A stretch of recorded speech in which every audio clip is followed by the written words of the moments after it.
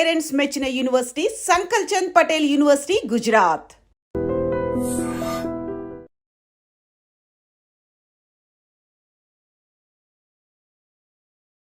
Hi guys, welcome to I dream secrets of healthy life style with చాణక్యలో. ఈరోజు మనం తెలుసుకోబోయే టాపిక్ ఏదైనా ఉందంటే అది గ్యాస్ట్రిక్ ఇష్యూస్ గురించి. సో మనకు ఏం తిన్నా కానీ అరే మసాలా ఫుడ్స్ తిన్నా అండ్ మన లైఫ్ స్టైల్ అనేది కూడా సరిగ్గా లేకపోవడం వల్ల వచ్చి సఫర్ అయ్యే ప్రాబ్లమ్స్ ఏదైనా ఉన్నాయంటే సర్వసాధారణమైన ప్రాబ్లం మరి గ్యాస్ట్రిక్ ఇష్యూస్. మరి ఈ గ్యాస్ట్రిక్ ఇష్యూస్ కానీ అండ్ గాల్ బ్లాడర్ ఇలా బోల్డెన్ని వాటి గురించి కూడా మనతో పాటు ఈరోజు డిస్కస్ చేయడానికి రవికాంత్ కొంగర గారు ఉన్నారు అండ్ గ్యాస్ట్రోఎంట్రాలజిస్ట్ అలాగే బెరియాట్రిక్ సర్జన్ కూడా. మరి సార్ వీటన్నిటి గురించి మనలో ఉన్న డౌట్స్ చాలామందికి ఉండే ఉంటాయి కదా, మరి నార్మల్ లైఫ్ స్టైల్లో ఉన్న ఆ ప్రాబ్లమ్స్ అన్నిటి గురించి కూడా సార్ ఏం చెప్తారు కూడా మనం రీసెంట్ టైమ్స్లో కూడా కొన్ని బయట వింటున్నది ఏంటంటే హాస్టల్స్లో పెట్టి కొన్ని ఫుడ్స్ కొంచెం హైజీనిక్గా లేకపోవడంతో సో వాళ్ళు ఏంటంటే ఆ కడుపు నొప్పి ఆ గ్యాస్ అనేది కూడా ఎక్కువ ఉండడం, ఇంతవరకు ఆ తేపులు ఒకటేమైనా రావడం అండ్ ఇలా బోలెడన్ని ఇష్యూస్తో కూడా వచ్చేసి ఒక ట్యాబ్లెట్ అనేది వేసేసుకుంటారు. అప్పటికేమో కొంచెం సర్దుమణిగిపోతుంటుంది అండ్ కొన్ని శాషెట్స్ వస్తాయి వాటర్లో వేసేసుకొని తాగడం. సో ఇది రెగ్యులర్గా చేస్తూ ఉన్నారనుకోండి ఎక్కువ డ్యామేజెస్ అయ్యే అవకాశాలు ఉంటాయంటారా? అంటే ఇప్పుడు చూడండి, ఒకప్పుడు కూడా మన పెద్దవాళ్ళు అనేవాళ్ళు వేరే వాళ్ళు బాగుపడుతున్నారంటే అసూయ పడేవాళ్ళు, ఈర్చే వాళ్ళకి వీడి కడుపు మంట వస్తుందని అంటారు. అర్థమైంది? అవును, కడుపు మంట, నీకేంటి కడుపు మంట అంటారు. అంటే వేరే వాళ్ళ మీద నెగిటివ్ ఫీలింగ్ లో కూడా మన బాడీలో యాసిడ్ ఎక్కువ ప్రొడ్యూస్ అవుద్ది. సో యాసిడ్ ఎక్కువ ప్రొడ్యూస్ అయితే ఏమవుతుంది, అల్సర్స్ ఫామ్ అవటం, ఎసిడిటీ ఫామ్ అవటం, తేపులు ఎక్కువ రావటం, ఇవన్నీ కూడా ఉంటాయి. సో అలాగే ఇప్పుడు అన్హెల్దీ ఫుడ్ ఉంటుంది, స్ట్రెస్ ఉంటుంది, స్ట్రెస్లో కూడా యాసిడ్స్ ఎక్కువ ప్రొడ్యూస్ అవుతాయి. సో కంటెంట్ అట్లీస్ట్ మంచి కంటెంట్ తిన్నాం అనుకోండి, మన ట్రెడిషనల్ మీల్ ఎలా ఉంటుంది, ఒక కూర అన్నం, రైట్, ఒక పప్పు అన్నం, ఒక పెరుగన్నం, రైట్, అన్నీ చక్కగా ఫినిష్ చేసుకుని లాస్ట్కి పెరుగన్నంతో ఫినిష్ చేస్తాం. పెరుగులో ఏముంటాయి, లాక్టోబాసిల్లస్ ఉంటుంది. లాక్టోబాసిల్లస్ అంటే అది నైట్ అంతా తోడుపెట్టిన పెరుగు ఉంటుంది కదా, దాంట్లో కొన్ని గుడ్ బ్యాక్టీరియా ఉంటాయి. ఆ లాక్టోబాసిల్లస్ అనేది చాలా మంచిది గట్ హెల్త్కి. మన మంచి బ్యాక్టీరియాని బాడీలో పెంపొందిస్తుంది. ఇలాంటివి మన ట్రెడిషనల్ ఫుడ్ కొంచెం టేస్ట్ తగ్గినా దానికి అడ్జస్ట్ అయ్యి ఉంటే కనుక యూజువల్గా మన గట్ హెల్త్ ఇంప్రూవ్ అవుతుందండి. ఒకప్పుడు మా చుట్టాల్లో ప్రొఫెసర్ వెంకటేశ్వరరావు గారు అని ఉన్నారు. ఈ was a very famous scientist అనమాట. ఓకే, ఆయన చెప్తా ఉంటారు, ఆయన హీఈస్ ఇంటూ 75 అలా ఉంటుంది. ఆయన చెప్తా ఉంటారు, మా చిన్నప్పుడు మేము సద్దన్నం తినేవాళ్ళం, అసలు ఎంత టేస్టీగా ఉండేదో రవి అని ఆయన డిస్క్రైబ్ చేస్తుంటే అయ్యో ఐ మిస్సింగ్ సంథింగ్ అని అనిపిస్తూ ఉంటుంది. ఇప్పటికైనా కానీ ఉదయం వెళ్ళి ఈ టిఫిన్లు ఇడ్లీలు ఏమీ లేవు, ఉదయం వెళ్ళగానే మాకు ఇంత సద్దన్నం పెడతావా అని అనేవాళ్ళం. వాళ్ళు ఆ చేసే ప్రాసెస్ని అంతా అదొక ఫ్యాసినేటింగ్గా చెప్తారు. That is also fermented food. Yes, night పెట్టేసి అండ్ మార్నింగ్ తినడం. ఎప్పుడైతే ఫెర్మెంట్ చేస్తామో, ఇప్పుడు చూడండి దోశ పిండి ఉంటుంది, మీరు ఈ రోజు రుబ్బి ఈ రోజు దోశ ఏంటి టేస్ట్ ఉండదు. అవును, దాన్ని 1 or 2 days మినిమం పులిస్తేనే దాని టేస్ట్ ఉంటుంది. సో దానికి టేస్ట్ వచ్చింది అంటే దాని అర్థం ఏంటి, good thing for our health అనే దానికి కొంచెం టేస్ట్ కూడా ఒక్కోసారి పెరగచ్చు అంటే దానికి. సో అదే కంటెంట్ ఏం లేదు, ఒకరోజు ఆగితే ఆ ఫెర్మెంటేషన్లో గుడ్ బ్యాక్టీరియా వచ్చి మన హెల్త్కి ఇంప్రూవ్ చేసే అవకాశం ఉంటుంది. సో అలాంటివన్నీ మన పాత ట్రెడిషన్స్ అన్నీ కూడా అందరం మర్చిపోతా ఉన్నాము. సో ఈ సద్దన్నం లాంటిది ఫెర్మెంటెడ్ థింగ్ కానీ ఇవన్నీ కూడా మనం మళ్ళీ ఆ అథెంటిక్ ముసలోళ్ళందరినీ పట్టుకుని తీసుకొచ్చి ఏది అథెంటిక్ అనేది అది ఇప్పుడు నేను అడిగితే నేను ఎప్పుడు నా చిన్నప్పుడే నేను తినలేదు దాన్ని, నేను ఎలా చెప్పగలను?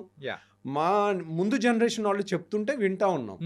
సో కానీ ఇప్పుడు అథెంటిక్ చేసేవాళ్ళు ఎక్కడో ఏళ్ల మీద లెక్క పెట్టచ్చు. వాళ్ళని తీసుకొచ్చి దాన్ని తయారు చేయించి దాన్ని ప్రాపగేట్ చేస్తే ఇప్పుడు మంచి తోడేస్తే మంచి టేస్ట్ పెరిగి వస్తుంది. అట్లాగే ఆ సద్దన్నంలో కూడా వేసే కంటెంట్ స్టార్టర్ ఉంటుంది. స్టార్టర్ని రోజు ఆ గంజిలోంచి తయారు చేస్తారు. అది గంజిని వార్చి గంజిని పులవబెట్టి దాంట్లో వచ్చే బ్యాక్టీరియా ఉంటుంది. పెరుగులో ఉండే బ్యాక్టీరియా వేరు, దాంట్లో ఉండే బ్యాక్టీరియా వేరు. సో ఆ స్టార్టర్ నుంచి తయారు చేయటం అనేది ఇప్పుడున్న వాళ్ళలో ఎంతమంది చెప్తారు ఇది సద్దన్నం అని, అవును కానీ ఆ అథెంటిసిటీ అనేది రియల్గా మళ్ళీ మనం రీడిస్కవర్ చేసుకోవాల్సిన టైం వచ్చింది మన గట్ హెల్త్కి.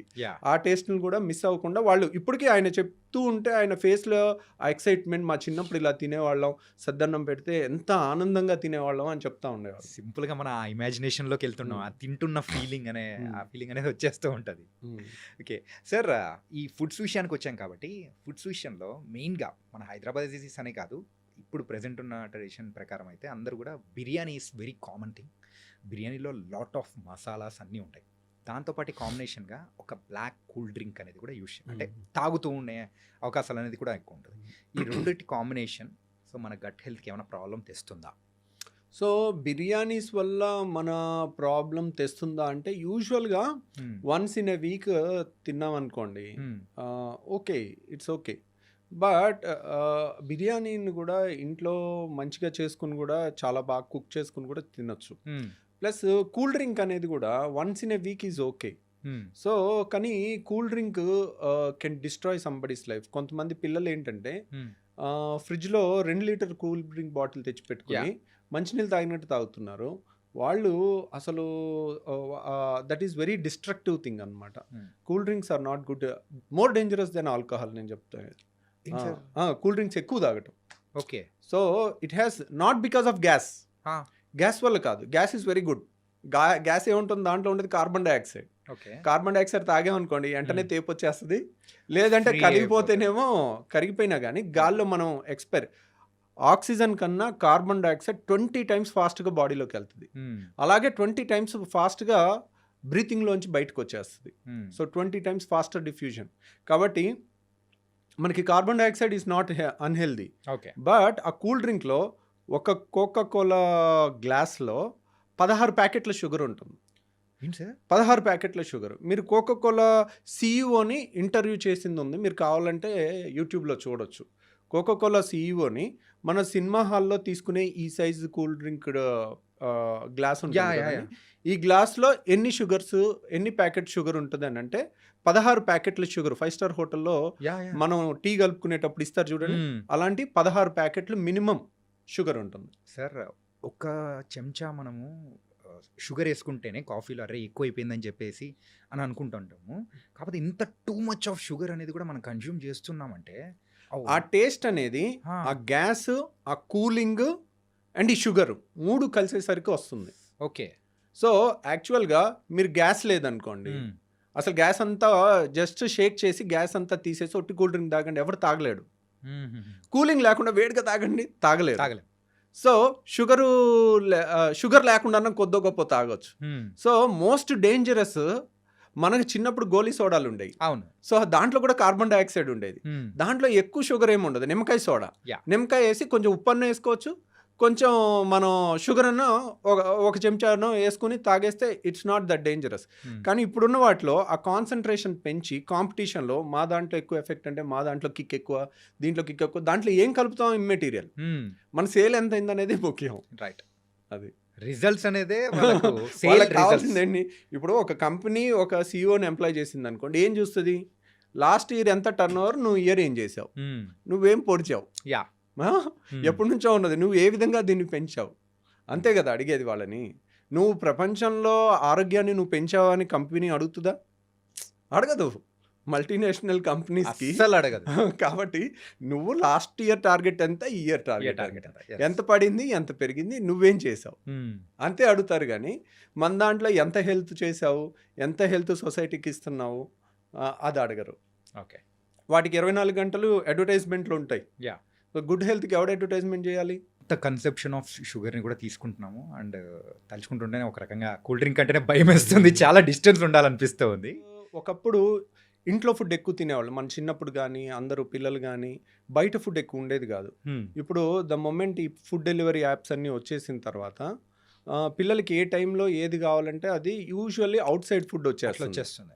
సో ఒకప్పుడు చక్కగా ఇంట్లో ఫుడ్ తినేవాళ్ళు, అప్పుడప్పుడు వారానికి ఒక్కసారి రెస్టారెంట్కి వెళ్ళేవాళ్ళు, బయట తినేవాళ్ళు. Okay, that's a different thing. ఇప్పుడు గట్ హెల్త్ సరిగ్గా ఉండాలంటే మనం తినే ఫుడ్ సరిగ్గా ఉండాలి. మనం తినే ఫుడ్లో క్వాలిటీ కన్నా కూడా టేస్ట్కి ఇంపార్టెన్స్ ఉన్నప్పుడు వాళ్ళు ప్రిపేర్ చేసే వాళ్ళు కూడా దీని టేస్ట్ ఎక్కువ ఉండాలి, ఏది కలిపినా పర్వాలేదు అన్నట్టు ఉంటారు. సో ఆబ్వియస్లీ వాళ్ళకి వాళ్ళ సేల్ ఇంపార్టెంట్, రైట్. వాళ్ళకి మన హెల్త్ ఈజ్ నాట్ ఇంపార్టెంట్.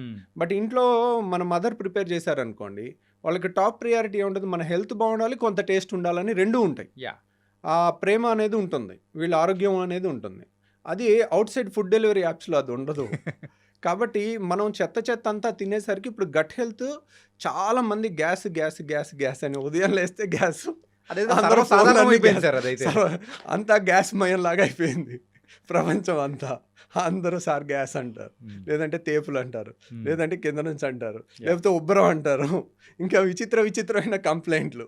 అంటే మనం విచిత్రమైన ఫుడ్లు తిన్నప్పుడు అన్ని టెక్స్ట్ బుక్లో డిస్క్రైబ్ చెయ్యని కంప్లైంట్స్తో వస్తుంటారు. ఓకే, ఎందుకంటే టెక్స్ట్ బుక్లు పేషెంట్ చూసి రాస్తారు.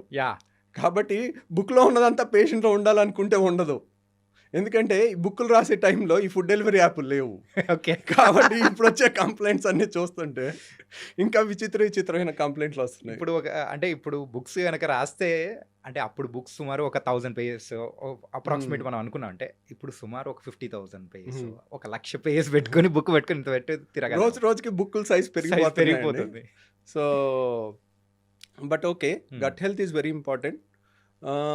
మన పేగులో ఆల్మోస్ట్ ట్రిలియన్స్ ఆఫ్ బ్యాక్టీరియా ఉంటాయండి. They are all good bacteria, మనకి హెల్ప్ చేస్తూ ఉంటాయి. మనకి కొన్ని హార్మోన్స్ని తయారు చేస్తాయి, మనకి కొన్ని ఇమ్యూనిటీ పవర్ని పెంచే బ్యాక్టీరియా ఉంటాయి. They are symbiosis. ఇప్పుడు మనకి కొన్ని బ్యాక్టీరియా, మనకి చాలా మంచి బ్యాక్టీరియా ఎక్కువ ఉండాలి. సో కొన్ని చెడు బ్యాక్టీరియా కూడా ఉంటాయి.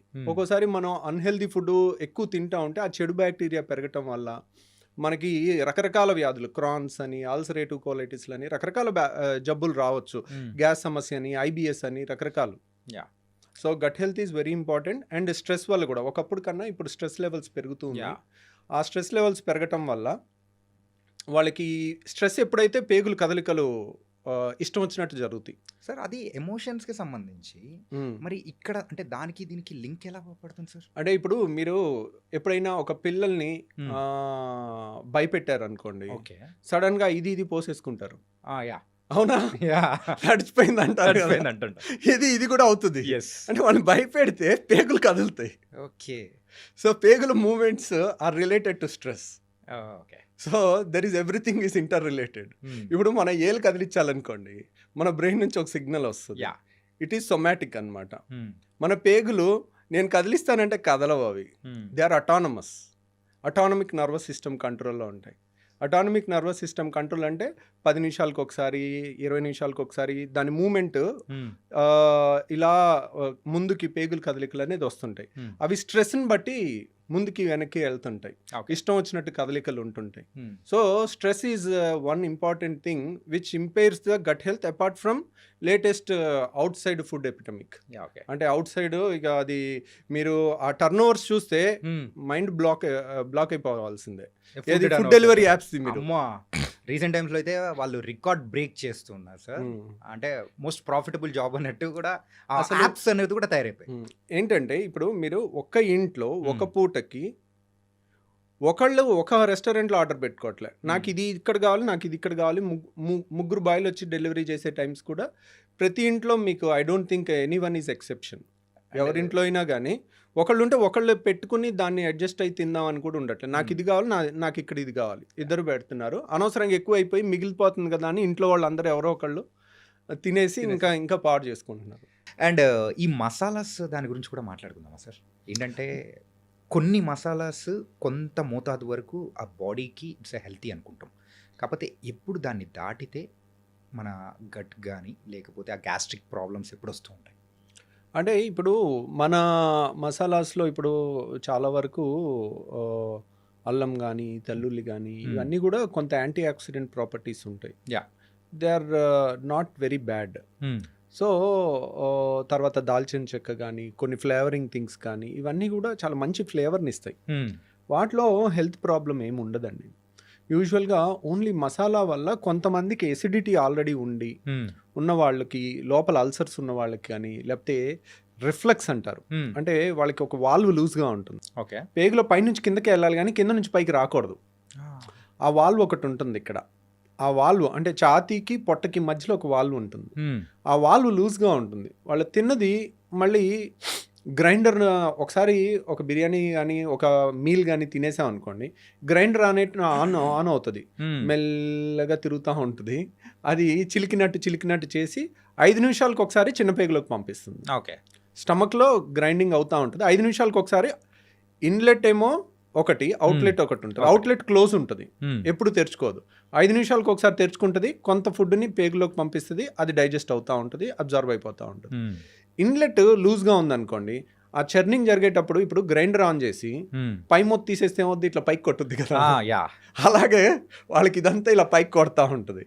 సో అలాంటి వాళ్ళు కారం మసాలా తింటే అది కారం మసాలా పొట్ట లోపల ఎంతైనా యాసిడ్ కానీ స్టమక్ వాళ్ళు స్ట్రాంగ్ ఉంటుంది, తీసుకోగలుగుతుంది. కానీ మన అన్నవాహిక తీసుకోలేదు. అన్నవాహిక ఈజ్ నాట్ అడాప్టబుల్ ఫర్ కారం మసాలా. సో ఇక్కడంతా మండినట్టు అనిపిస్తుంది వాళ్ళకి. హార్ట్ బర్న్ అంటారు దాన్ని, హార్ట్ బర్న్. వాళ్ళు ఏంటి చాలామంది కొంచెం స్పైసీ ఫుడ్ తిన్న తర్వాత సడన్గా ఎడం పక్క నొప్పి వచ్చినట్టు, మన ఇసోఫేగస్ గుండె పక్క నుంచి వెళ్తుంది, వెనకాల ఉంటుంది. ఓకే. సో లెఫ్ట్ సైడే ఉంటుంది, మా సెంటర్కి కొంచెం ఇటువైపు ఉంటుంది. సో దాంట్లో మంట వచ్చినా గుండె నొప్పిలాగా ప్రాణం పోయినట్టు అనిపించి వాళ్ళు ఆల్మోస్ట్ ఆ భయంకే చచ్చిపోయేంత వస్తుంది. ఓకే, హార్ట్ బర్న్, దాని పేరే హార్ట్ బర్న్ అనమాట. మీరు హార్ట్ అటాక్ అనుకుని వెళ్ళే పేషెంట్లో 100 మందిలో 90 మంది వీళ్ళే ఉంటారు. ఎందుకంటే ఇది సర్వసాధారణమైన సమస్య. ఓకే, వాళ్ళు వెళ్ళగానే ఒక ఈసీజీ తీస్తారు, ఒక యాంజియోగ్రామ్ చేస్తారు, ఒక ఎకో చేస్తారు, హార్ట్కి సంబంధించిన అన్ని టెస్టులు చేసి హార్ట్ అటాక్ కాదు అంటే వాళ్ళు అప్పుడు ప్రశాంతంగా నిద్రపోతారు అనమాట. ఓకే, సో కామన్ గా జరిగేది ఇదే సార్. జరిగేది ప్రతి ఒక్కరిలో ఏంటంటే అంటే ఆ మసాలాస్ కానీ ఏదన్నా మనకు సూట్ అవును ఫుడ్ తీసుకున్నామంటే ఆ మండుతూ ఉందంటే మీరు అన్నట్టు ఆ లెఫ్ట్ సైడ్ వస్తుంటా, బా ఏదో వచ్చేసింది నా ప్యానిక్ని బట్టే విల్ గో అండ్ అంటే ఎక్కువగా మనం అదే అనుకుంటూ ఉంటాము. మీరు అన్నట్టు హాస్పిటల్కి పరిగెడుతూ ఉంటారు, అక్కడికి వెళ్ళిన తర్వాత ప్యాంటాప్రోజోల్ ఇంజెక్షన్ అవి ఇచ్చేసి ఓకే కూల్ అయిపోతూ ఉంటారు. కూల్ అయిపోతుంది, కానీ దాని ముందు చచ్చిపోతా ఉన్న భయం ఉంటుంది కదండి. ఇదేమో హార్ట్ అటాక్ అని, ఆ భయం చాలా డేంజరస్ యాక్చువల్గా. ఒక్కోసారి నిజంగా డేంజరస్ పాము గడిచే దానికన్నా ఆ భయంతో సగం మంది చచ్చిపోయే అవకాశం ఉంటుంది. Weak hearted people. సో వాళ్ళు ఏదో అయిపోద్దని ఆ ప్యానిక్లో వాళ్ళు చేసే డ్రైవింగ్లో కానీ చేసే ప్రతి పనిలో ఆ ప్యానిక్ కనపడుతుంది. That is. కాకపోతే ఏంటంటే నేను పబ్లిక్కి చెప్పాలనుకునే ఒకటి ఏంటంటే అండి, ఒక 60 ఏళ్ల మనిషో 55 ఏళ్ల మనిషో స్మోకరో లేకపోతే షుగరు ఎక్కువ ఉండి బీపీ ఎక్కువ ఉండి కొలెస్ట్రాల్ ఎక్కువ ఉండి వాళ్ళకి ఇక్కడ చెస్ట్లో పెయిన్ వస్తే భయపడ్డారంటే అర్థం. 20 ఏళ్ళోళ్ళు వెళ్ళి యాంజియోగ్రాములు చేసుకుంటా ఉన్నారు అంటే ఆ భయానికి. సో నాకు ఇంకా ఏదో చేయండి, నాకు గుండె డాక్టర్ నీకు గుండె ప్రాబ్లం లేదమ్మా అనగానే లేదు సార్ ఏదో ఉంది సార్ అని ఉంటారు. ఇది హార్ట్ బర్న్, దాని పేరే హార్ట్ బర్న్. కాబట్టి కొంచెం రేషనల్గా థింక్ చేయండి. 25 ఏళ్ల వయసులో హార్ట్ అటాక్ వచ్చుంటే భూమి మీద యువత అనేది మానవ జాతి అనేది అంతరించిపోద్ది. అలా జరగదు లెక్క ప్రకారం, unless you are a chain smoker. That's the only reason. ఇప్పుడు ఎక్కడో యూట్యూబ్లో ఒకటి 25 ఏళ్ల మనిషికి సడన్గా కళ్ళు తిరిగి పడిపోయాడు చచ్చిపోయాడు అన్నాడు అనుకోండి, ఏం రీసెర్చ్ లేదు, హార్ట్ అటాక్ అని ప్రూఫ్ కూడా ఉండదు, హార్ట్ అటాక్తో చచ్చిపోయారు అంటారు. How can you say that? బ్రెయిన్లో బ్లడ్ క్లాట్ అయి చచ్చిపోయి ఉండొచ్చు, నువ్వు ఏమన్నా పోస్ట్ మార్టం చేసావా? నువ్వు ఎలా చెప్పగలుగుతావు? ఇప్పుడు మీడియా ప్రతినిధులు అందరూ వెళ్ళిపోతారు, they are not doctors to decide what is the exact cause of death. Exact cause sudden death కుప్పకూలిపోయి చచ్చిపోయి ఉంటే బ్రెయిన్లో రక్తనాళాలు చిట్టినా టప్పును పడిపోయి చచ్చిపోవచ్చు. అంటే లాట్ ఆఫ్ రీజన్స్ అనేది కూడా ఉంటాయి, కానీ వీళ్ళే దానికి కారణం ఇదో హార్ట్ అటాక్తో సడన్గా చచ్చిపోయారని కన్క్లూషన్స్ ఇచ్చేస్తున్నారు అనుకోండి, దట్ ఈస్ రాంగ్ థింగ్. అమ్మో వాడు ఎవడో చచ్చిపోయాడు, నేను ఇలా డాన్స్ చేస్తున్నప్పుడు ఇలా పడిపోతే ఏంటి సార్ నా పరిస్థితి ఏంటి? యాక్చువల్గా దాని గురించి అంటే ఇంత యంగ్ ఏజ్లో కూడా హార్ట్ అటాక్స్ వస్తున్నాయని చెప్పేసి చాలామంది చూసి, సో హెల్త్కి సంబంధించి అంటే టెస్ట్లకు వెళ్ళే వాళ్ళు కానీ అలా పెరుగుతూ ఉన్నారు రీసెంట్ టైమ్స్లో. సో మెయిన్గా ఈ హార్ట్ అటాక్ ఆ వీడియోస్ ఎప్పుడైతే సర్క్యులేట్ అనేది కూడా ఎక్కువ తిరుగుతూ ఉన్నాయో అప్పటి నుంచి మొదలైంది ఆ పానిక్ బటన్ కైండ్ ఆఫ్. అంటే రేర్ జబ్బులు ఎప్పుడూ ఉంటాయండి, కోట్లలో ఒకరికి వచ్చే జబ్బులు ఉంటాయి. ఆ జబ్బుల్లో యంగ్స్టర్స్ కూడా ఒక్కోసారి సడన్ డెత్ ఉంటారు. సడన్ ఇన్ఫాంట్ డెత్ సిండ్రోమ్ అని ఒకటి ఉంటుంది. చిన్న పిల్లలు 1 year పిల్లలు సడన్గా చచ్చిపోతారు, రీజన్ తెలియదు. దాన్ని పోస్ట్ మార్టం చేసి చూస్తే కానీ తెలీదు. అలాగే మరి దాంట్లో ఏదో లోపల ప్రాబ్లం ఉండి జబ్బు ఉండి అరుదుగా జరిగేది. ఇలాంటివి ఈ సమస్యలోనే ఇప్పుడే పెరిగినాయి యంగ్ హార్ట్ అటాక్స్ అంటారు. How can you conclude? Right. Media is not the right thing to conclude things. So దాంట్లో ప్రాబ్లం ఎక్కడ జరుగుతుందంటే, ఇప్పుడు 30 ఏళ్ల కింద లేనిది ఇప్పుడు కొత్త జబ్బులు ఏమొచ్చినాయి అని, 30 ఏళ్ల కింద లేనిది ఇప్పుడు ఉన్నదేంటి, ప్రతిదాన్ని ప్రతి ఒక్కడు మొబైల్లో చిత్రించి పెట్టేస్తున్నారు. 30 ఏళ్ల కింద కూడా జరిగినాయి అలాంటివి, అంతే కదా. ఇప్పుడు నెంబర్ ఆఫ్ సడన్ డెత్స్ అనేది, ఇప్పుడు ఒలింపిక్స్లో రన్నింగ్ రేస్లో చనిపోయిన వాళ్ళ వీడియోస్ చూడండి. యంగ్ అథ్లెట్స్ ఉంటారు, వాళ్ళకి హార్ట్లో ఒక కండిషన్ ఉంటుంది, HOCM అంటారు దాన్ని, ఓకే. Hypertrophic obstructive cardiomyopathy. అలాంటి వాళ్ళు అథ్లెట్స్ ఉంటారు, వాళ్ళకి సడన్గా ఒక్కోసారి హై హార్ట్ రేట్ వచ్చినప్పుడు సడన్గా హార్ట్ ఆగిపోద్ది, అలాంటి చచ్చిపోతారు. అలా మీరు కావాలంటే అలాంటి వీడియోస్ కూడా ఉన్నాయి. అథ్లెట్స్లో హార్ట్ అటాక్ రాదు కదా, రాదు. అది HOCM జబ్బు వల్ల వచ్చింది. ఓకే. అది డాక్యుమెంటెడ్ థింగ్స్, దాన్ని రీసెర్చ్ థింగ్ ఉంటుంది. ఎవరైనా చనిపోయారంటే రీసెర్చ్ చేసి ఇది పక్కా హార్ట్ అటాక్ అని ప్రూవ్ చేసి మనం మాట్లాడాలి. ఎవడో జరిగిపోయాడు, ఏదో పడిపోయాడు, సడన్గా పడిపోయాడు, వీడియో తీయటం, ఇంకో వీడు చచ్చిపోయాడు, మీరు చచ్చిపోయే అవకాశం ఉంది, జాగ్రత్త ఉండండి అన్నారనుకోండి, ఇంకా పాపం ఎవడో నిద్రపోడు ప్రశాంతంగా. అది ప్రతి ఒక్కరికి జరుగుతుంది present. So these things are there in the past, these things are there present.